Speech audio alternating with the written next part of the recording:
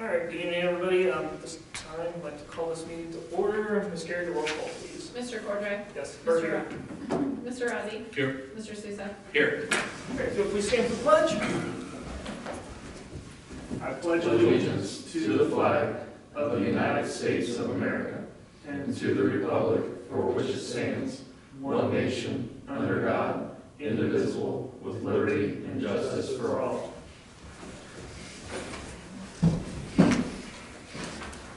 All right, at this time, make a motion to approve of the clerk's journal and accept the tapes as the official minutes of the November 4th, 2020 Township Trustee. Second. Mr. Cordray? Yes. Mr. Rossi? Yes. Mr. Souza? Yes. All right, next item, gentlemen, we have tonight's bills before the board. With your, I guess, permission and consent, what I'd like to do going forward is we'll just go ahead and approve these as presented.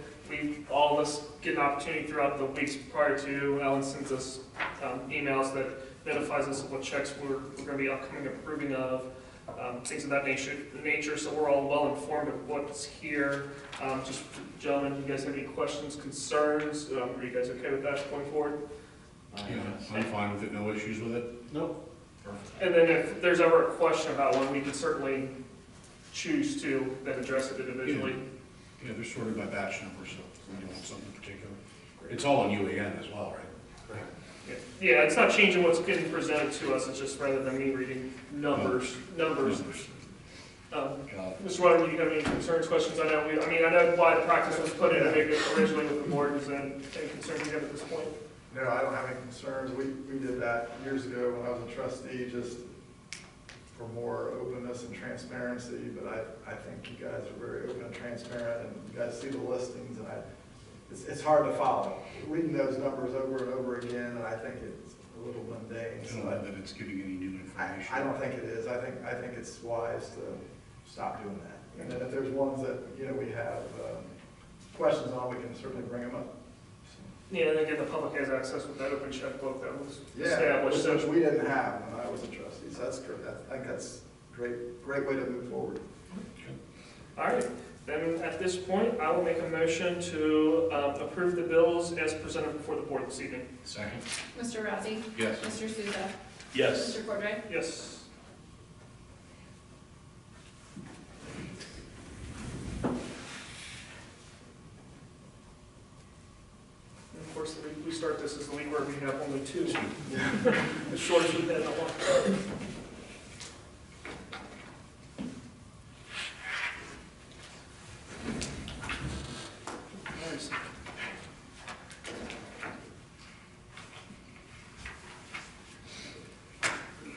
All right, this time we're going to go ahead and move to the public comments portion of the evening. At this time, there are no attendings here in the building. Mr. Centers, was there any questions or comments submitted online this evening? No, sir, nothing was submitted online. Okay.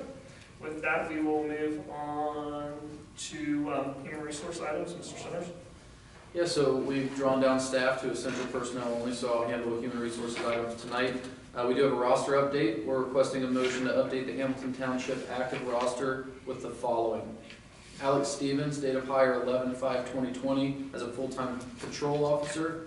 Tessa Clifton, date of hire 11/6/2020 as a part-time firefighter EMT. Tanner Shands, date of hire 11/25/2020 as a part-time firefighter EMT. And Tyler Mullis, date of hire 11/22/2020 as a part-time firefighter EMT. Great. So moved. Second. Mr. Rossi? Yes. Mr. Cordray? Yes. Mr. Souza? Yes.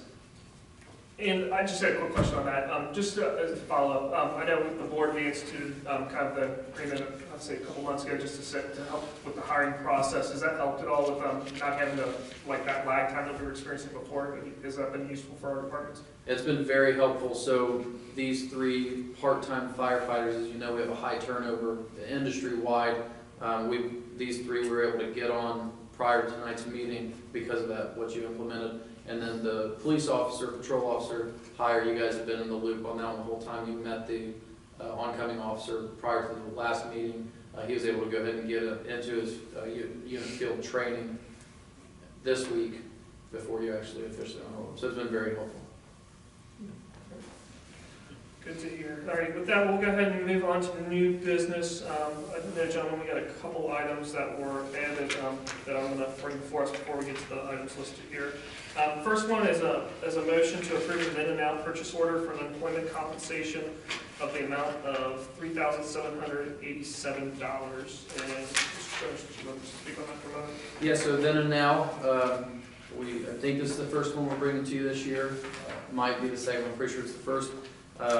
Meaning we owe something that's already been billed or charged. The reason these are so rare is because we try to never do that. This occurred because when our mechanic resigned his position a few months ago, that position, he filed for unemployment, which we denied, and because he resigned, was not terminated, he filed with the state, it was overturned, so we do owe him that money. So that we owe him the month of October for unemployment. So that was something that was already paid out, so we're just basically making that then and now, I guess. That's correct, and that's why we try to never have these. Right. Yeah, I say commend the staff and the board with our policies. We have really pushed to kind of eliminate these on an as-needed basis, so. I have a question for this gentleman. How's an individual resign when they're unemployment claim? Or is that too long a conversation for the content of it? I mean, just high level. That's a matter, frankly, that I don't know. That's something that Jack Hemingway in my office has been dealing with much more so than I. I think Brent could probably, frankly, speak more to that than I I mean, are they looser right now because of COVID? Just thinking everything is a COVID impact? I think- know unemployment's paying some things out since COVID that they wouldn't traditionally, but kind of baffling that a guy could resign and get unemployment. So a different situation with unemployment we've had in the past was, because we're a government agency, the person resigned and then went to another government agency and was let go. And if you have 2 resignations or like furloughs or anything within a 12-month period, then it falls into a loophole, and we owe that person for 2 years because of that loophole. I don't know what this one is, but we will be looking into it.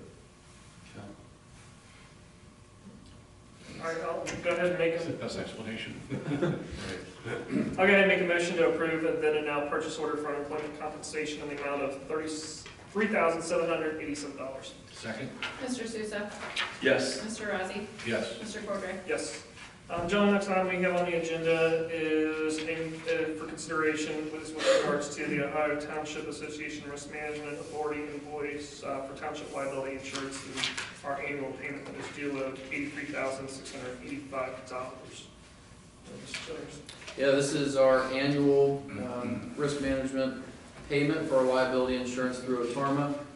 We pay it every year, and it usually gets sent to our fiscal office, and it got sent to me, and I missed it somehow with all the CARES stuff, so this is due Friday. It's not overdue by any means, but I did get it on the payment listing, so I'm bringing it to you in a separate motion, so it's transparent. And that's, I'm sorry, It's it's a just, budgeted item. yeah, that's something we've already budgeted for. It's something we expect every year. This isn't like from a budget standpoint, it's not a surprise or an addition or anything like that. That's correct. Every year we budget for our insurance, and we shop, and Otorma is the best rate and good quality insurance. All right, I'll go ahead and make a motion to approve the Ohio Township Association Risk Management Authority invoice of $83,685 for township liability insurance annual payment. Second? Mr. Razzi, Yes. Mr. Cordray, Yes. Mr. Souza. Yes. All right, last item, gentlemen, is we received this mailer from, looks like the USDA for the Warren County Farm Service Agency. They're requesting if we wanted to vote on a representative for Warren County. There's 2 names to consider: John Bethheim and Fred Vondahar. Just some direction. Do you got? Are we interested as a board to make to I guess have a vote, put our votes on a candidate? Do we want to let this go? I'm not opposed to doing it, but we want to research and do some due diligence before we would vote for an individual that I don't have any working knowledge of the position or, capabilities or anything. I'm not opposed to doing it. What's the date of our next meeting? Second. Okay. Well, it's just because the election day is 12/7. I mean, if we both want, if as individuals we want as a board just table this then, and we can kind of do our December 2nd. do our own research and come back and look for the second And thing. it's for like a county representative to the Yep, USDA. Warren County Farm Service Agency. It looks like it has to do with the agricultural side, county FSA committee. Looks like for some representation there, and I'm guessing it's at the county level, which I would imagine means that this is getting sent to all the municipalities and townships here in Warren County as far as who we want as our representative. I'm happy to table this if you guys want, and we can address this, put this on the agenda and address it on the December 2nd meeting. Like I said, there's 2 candidates, we can look at it and like do our own research, and then we can address it then if that's. Yeah, it's appropriate, right? Do a little research, and if that still meets their deadline, then we could get a consensus at that first December meeting. All right, that sounds great. Mr. Trustee, we're just going to get that into the agenda. Absolutely. Second. Thank you. All right, on to next item on the agenda, which is motion to approve the CARES Act project and program list with the estimated costs. Mr. Trustee, you just want to kind of go high level, whatever. I know we've gone through it a few times, but just kind of any main points or any changes we need to be made aware of, anything like that? Yeah, we have 3 items that weren't discussed in public last time, but have been discussed with you individually. And I do want to remind that these are all estimated costs.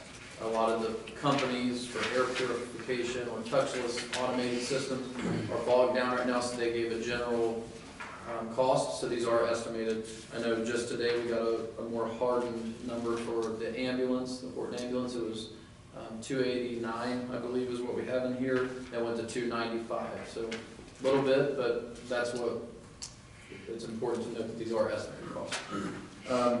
3 things we did add.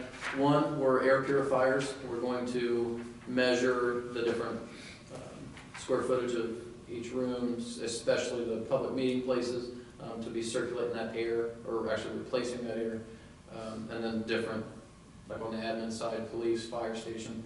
So we put up to 4,000. We assume that'll get us 4 to 6 good industrial air purifiers that are mobile. We can put them at events if they're internal in the future, things of that nature.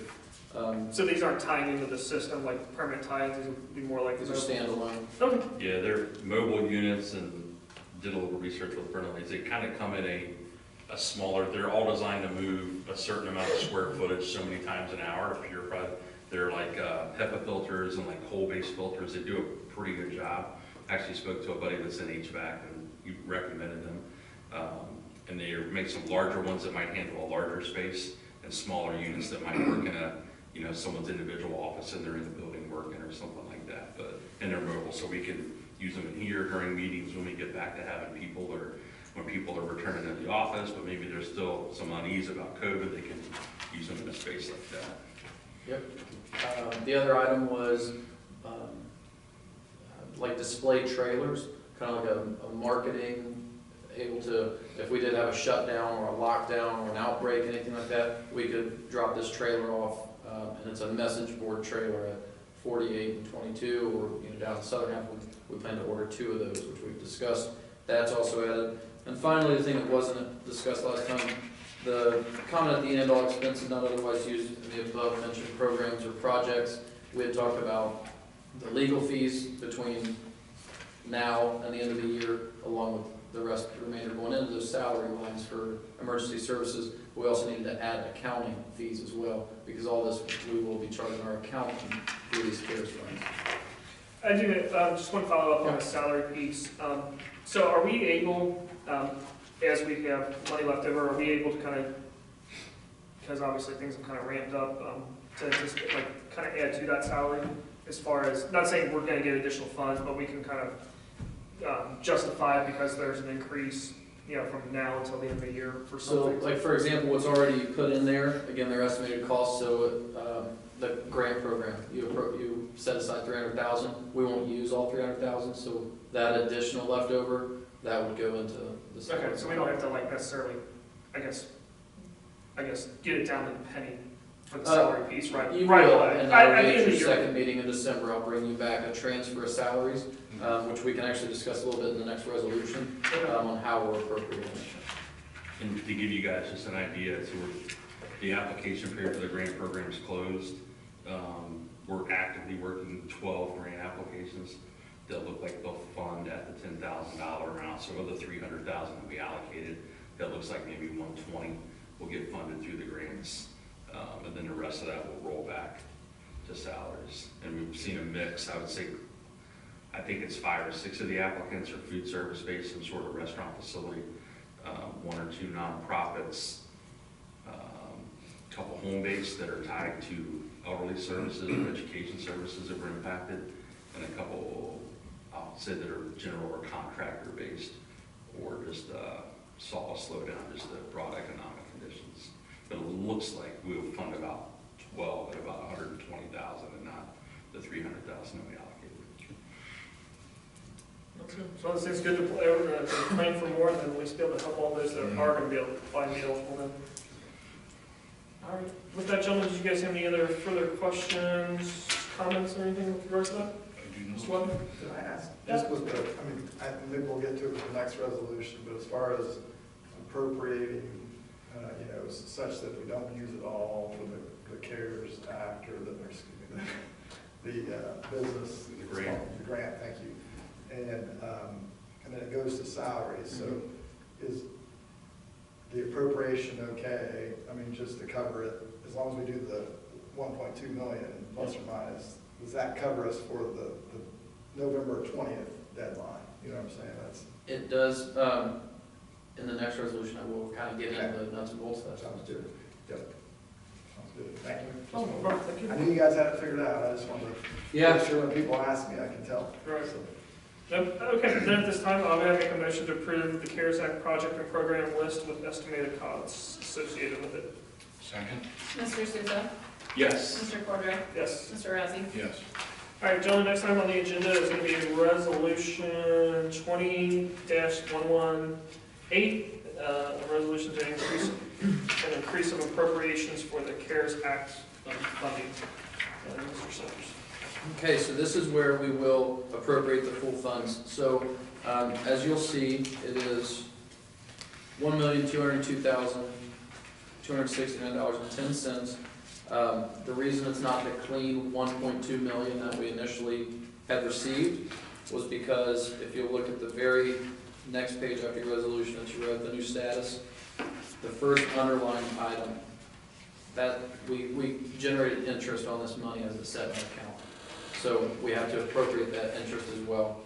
So with that, we've created a 2272 line, which is a brand new line into our UAN system, which is our Coronavirus Relief Act, CARES Act Fund, is what we've named it. Within that, we have an other expenses, which is a very broad and general one. We're appropriating all 1.202 million into that other line. Within that, we can break it down into contracted services, small tools and equipment, motor vehicles, but they will all be this 2272 line. So it'll be a CARES Act fund, but then we'll create our own funds within that, which we already have our own system for. Normal, we pay Mr. Yoder out of legal services. We'll have a CARES Act legal services, which will be 2272, and the remainder of his account number. So with that, everything can be moved within that fund other than salaries. So we'll move everything, as you guys just passed in the last motion, with these estimated costs into the appropriate account line under the coronavirus fund. Once we expend all those, or the majority of them, by the last meeting in December, we will have a very accurate number on what's going to be left over, and at that time, we will bring a resolution to transfer salaries after we've reimbursed legal and accounting fees to transfer salaries for that dollar amount, and that will get you down to the penny on the rest of our funds. Right, because it'll already be appropriated. It'll already be appropriated. The salaries are already appropriated And it'll be a transfer, not a reappropriation. Right, got it. Do you want to touch on any of that, Ben? No, I think you hit it spot on. It's been a long process to figure out, wait, how exactly do we do this? But you covered it perfectly. That makes sense. I thought we had the appropriation covered. The salaries are already appropriated in effect, and the 1.2 overall is appropriated, so that's covered, and it's just a matter of transferring the expenditures between the funds that have already been appropriated. That's exactly right. Okay. And all you have to technically do tonight is before November 20th, i.e. Friday, you have to encumber the funds. So we can do some accounting work between now and the end of the year to clean that up. But all you actually legally have to do tonight is encumber the funds. Was any of that Yeah, that makes, clear? That makes Yep. good sense. that makes sense. So we should expect actually this number actually go up slightly for interest accrued in November, then I would imagine, right? Part of December, based on, because it looks like that 193 should hit labeled September, October. It could, I mean, I would it imagine depends on so. how fast we spend it Right. in the next That's couple of weeks, leads, really. so slow Right. down. Yeah, Okay, good. Yeah, exactly. gotcha. That's what the blanket certificate is, that, That's right. Interesting. That's right. That'll be for that other, that encumbers the money, that's right. which we'll sign after, if you guys choose to pass it. Right, Right. okay, got it, okay. We're good. We're on good. All right, gentlemen, any questions or comments, concerns on this item? I don't know. All right, then I'll go ahead and make a motion to approve resolution 20-1118, a resolution authorizing and approving an increase in township appropriations in the Coronavirus Relief Act, CARES Act fund to reconcile budgets for calendar year 2020. Second? Mr. Cordray? Yes. Mr. Souza? Yes. Mr. Razzi? Yes. Gentlemen, next item we have on the agenda is resolution 20-1118A. This is an increase in appropriations for the general fund, police district, fire, EMS, special levy, EMS billing funds. We do get this typically every year about this time of year where it's just reconciling some things that kind of come up through the year, whether it's promotions, people resigning, whatnot, and it's just kind of addressing that issue as far as making sure we have everything covered for accounting purposes.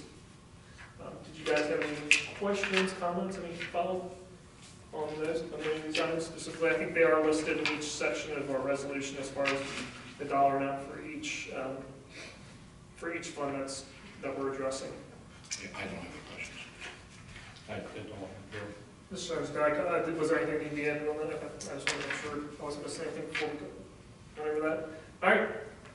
With that, I'll go ahead and make a motion to approve resolution 20-1118A, a resolution authorizing and approving an increase in township appropriations in the township general fund, police district fund, fire and EMS special levy fund, and EMS billing fund to reconcile budgets for calendar year 2020. Second? Mr. Razzi? Yes. Mr. Souza? Yes. Mr. Cordray? Yes. Next item on the agenda is resolution 20-1118B, a resolution authorizing and approving an increase in township appropriations in the drug law enforcement fund to reconcile budgets for calendar year 2020. This resolution was brought before us as a result of Hamilton Township taking over, or absorbing basically the Mainville Police Department. During that time, Hamilton Township Police Department, following best practices, conducted a property agreement audit, found seized money without the paperwork aligned to it, and in turn, the township will appropriate this money in accordance with the law and then dispose of the property as well. Is there any questions, comments, concerns, anything with that? I don't know. I'm good. So, no. All right, with that then, I'll make a motion to pass resolution 20-1118E, a resolution authorizing and approving an increase in township appropriations in the drug law enforcement fund to reconcile budgets for calendar year 2020. Second? Mr. Cordray? Yes. Mr. Razzi? Yes. Mr. Souza? Yes. All right, gentlemen, last item with regards to resolutions this evening is resolution 20-118C. This is one that we get from time to time, that we've seen several times over the years. It's just accepting section 4 of the Villages and Hopewell Valley subdivision from Warren County as a Hamilton Township street and establishing the township speed limit to 25 miles per hour. And as always, we will, this will be presented as declaring an emergency just for immediacy of all the rules, regulations, resolutions and whatnot. They'll take effect immediately after passage. It's pretty standard. Yeah, no, Yeah. good. All right, at this time then I'll make a motion to approve resolution 20-1118C, a resolution accepting public streets from maintenance and setting speed limits on section 4 in Villages of Hopewell Valley subdivision, Hamilton Township, Warren County, Ohio, dispensing with the second reading and declaring an emergency. Second? Mr. Souza? Yes. Mr. Razzi? Yes. Mr. Cordray? Yes. All right, next item is the fiscal officer's report. Mr. Butler. Yes, thank you, Mr. Chairman. This is the report through the end of October of 2020. So 83% of the year complete, and it shows on your spreadsheet there that you probably have. To date, we've, you guys have expended almost 76%, so that's, looks good. You've got 76% of appropriations, I should say. Your appropriations are, were 13.6 million at the beginning of the year, and you spent a little over 10.3 million, and that's, so you spent less than, you're at 76% expenditure, 83% through the year, so that's good. Revenue year to date, we've, well, first of all, the budget revenue is 13.3 million, and to date, we've received a little over 14.1 million, so 106% of the expected revenue. So you're ahead of schedule. Here in October, we just had the second half settlement of the homestead tax. So we, in September, we got the second half of the property taxes, and then here in October, we got the second half of the homestead, which was almost 475,000. So not as much as the 4.7 million you got, last month for the second half, but so it really looks good. The overall cash balance is 14.9 million, and so with that, I did not get printed out for you guys the cash flow analysis. That may be a function of everybody working from home and everything, but if you have any questions, I read off kind of I usually try to read off, the fund balances that are $500,000 or more. There's probably not a whole lot of change to that. The bank rec that you've got attached, you can look at that, and there's, there's, as you go further back, there's a status of the fund, and there's, it's a little bit smaller print, but if you want to look at that, or if you have any questions, I'd be glad to try to answer those. Yeah, the only follow-up I have, I just want to point out, just because we mentioned the revenue year to date is 105%, 0.9%. I just want to mention, and as long as I'm correct, that it wasn't because we're not collecting more taxes than we were intending to by any stretch. This is due to the coronavirus funding. This is why that we're showing we have already more revenue than expected. Yeah, I think probably. So basically, if you look at that, if you look up on the left side under the account code names, about halfway down the sheet, you've got the Coronavirus Relief Fund 2272, as Brent pointed out, and it shows the 1.2 million. It shows it as you guys just passed the resolution to appropriate that money. That's included, in this, because we want to make sure we didn't lose track of that.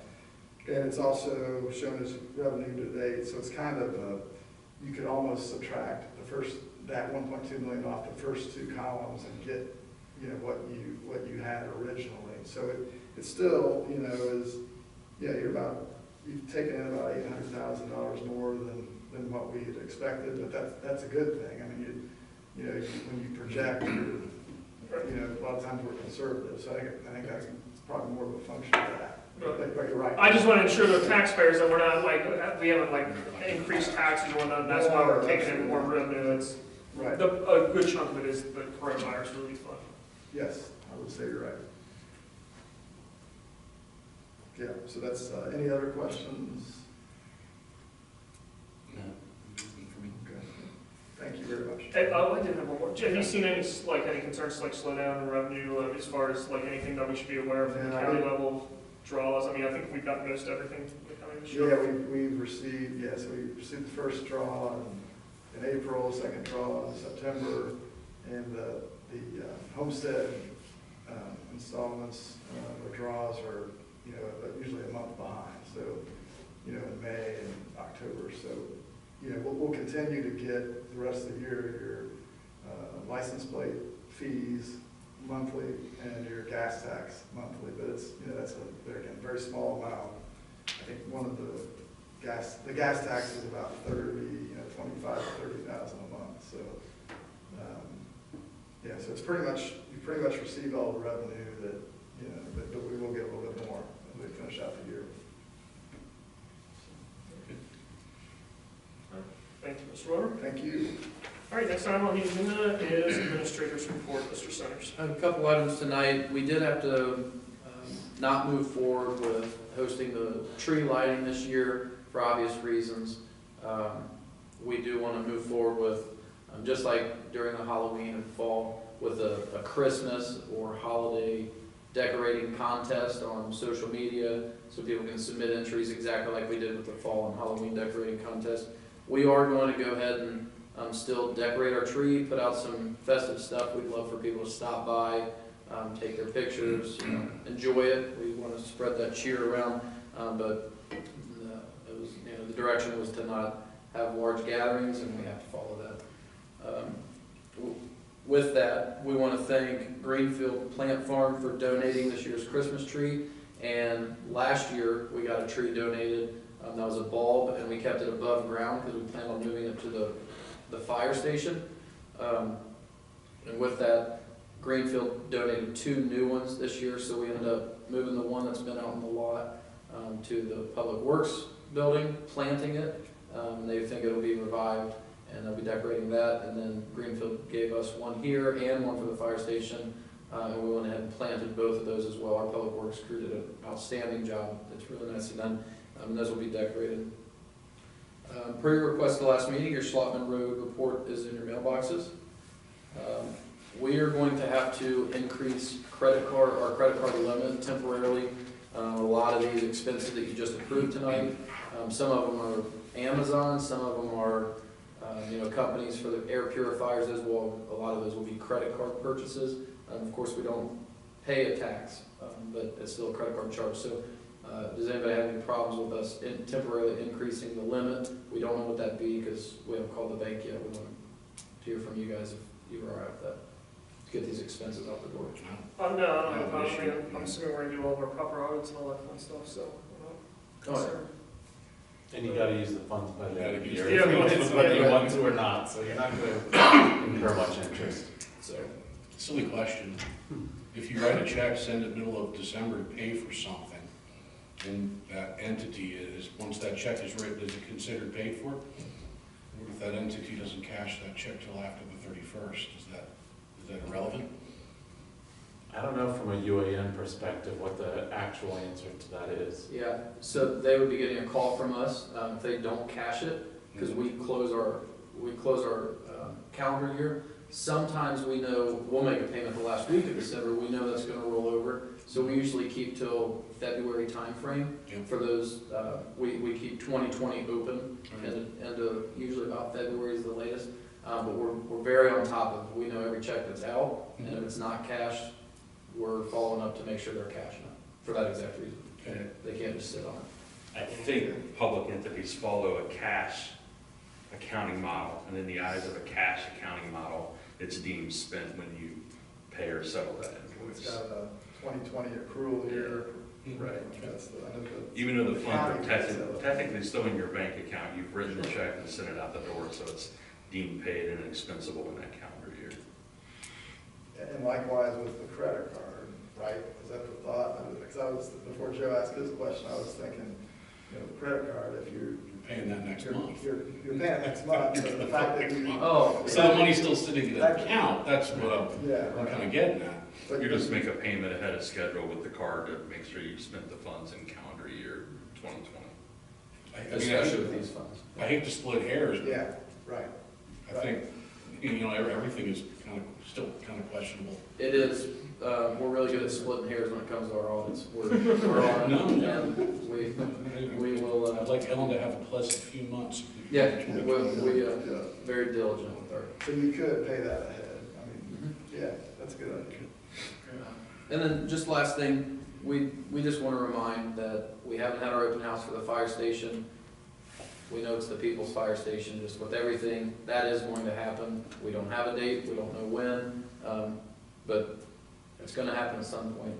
We're excited for that time to be here, but it's just not right now. That's all I have. All right, thank Thank you, Mr. Centers. With that, we will go ahead and move to trustee comments. Mr. Rossi. I mean, to touch on the tree lighting event, I mean, I'm, for moving away from it, moving on from it, I mean, I'm gonna take responsibility because I don't know if I initiated the conversation or not, but, I mean, I had concerns and then you made a good point about, you know, safety with staff, and I just think it was, you're talking to a guy that makes his living off of vents, and I'm telling you, it was a good idea. So, you know, I just want to make sure that we did this for the public safety and the safety of our employees. I think it was the best thing to do. Yeah. On that note, I mean, I'm as frustrated as anybody. I probably would lean more on the side of still doing it, but I think in the end it was the right call just because, like you and I had a conversation earlier about it, was with the size of our staff, we can't afford to, if 2 or 3 of our officers were to somehow working this event, and 2 or 3 of our firefighters were working this event, or to catch COVID, whatever our thoughts are on it, they would be required to be quarantined for 14 days, and that would be detrimental to the township from a functionality standpoint. And whatever our personal thoughts are, we do have to make sure that we're able to function as a township, provide the public safety, things that we need. So in that sense, I absolutely agree. I think that was the right call for us in this case. Yeah, I mean, I think we all would love for it to happen, right? And as individuals, we would probably all come if it happened. But when you think about the hats we have to wear and things we think about, you know, it's the public scrutiny that we would get. Everyone has a different take on this, but it would be totally irresponsible of us to have an event with the number of people that typically come through that. Put 200 or 300 kids across an elderly Santa's lap and, you know, risk our staff that's in here working and all things considered, you know, so there's a total stink bomb that we've been shut out on events basically in 2020, but they'll come back with a vengeance when we're allowed. Yep, and whatever's announced that we're going to be doing, hopefully will be out soon. Any sort of decorating contests or competitions, which I would be more than happy to judge. Okay. Yep. And we're gonna have signs outside of our places of business in the township facilities and mobile signs promoting our future events. Yeah. They'll be bigger and better from an attendance standpoint. That's all I got. All right. Mr. Sousa? Don't have much, just we'll have a Thanksgiving will transpire next week between now and our next meeting, and encourage folks to the best that they can, however they feel comfortable based on their situations with families and whatnot, to enjoy the holiday as safely and as much as they possibly can. That's all I've got. All right, I just have a couple things as well. First, I just want to thank the staff, Mr. Sousa and the board, and Mr. Weber, just for our work on the CARES Act. I think we did definitely, we took a lot of time, we put a lot of effort in our individual skill sets for sure to get this right, I think, and do the best we could. I think we've taken advantage of a bad situation and really done some things that will not only improve short term for the safety of residents and for our staff, but I think will help us long term as well. So I'm definitely proud of the work that we all did to make that happen and to do it the right way. Just wanted to say also too, just kind of as a public service announcement, is unfortunately with the curfew, we're kind of running into the time of year where it's big business for a lot of retail, a lot of restaurants and whatnot. So if you can, you're able, and you have the means, just please go out and support our local restaurants, our local stores. It's going to be a struggle this time of year, and already was going to be, but so if you can, please do it to your comfort level and best to your ability. And just kind of to reiterate Mr. Sousa's point, just stay safe. It's the holiday season. You know, I encourage you to celebrate it as you see fit. I think we're all adults here, but you know, just encourage you to do what you see fit that for your safety of you and your family. And with that, we do not have an executive session this evening, so I will make a motion to adjourn at 7:11 p.m. Second? Mr. Cordray? Yes, Mr. Rossi? Yes. Mr. Sousa? Yes. we're adjourned.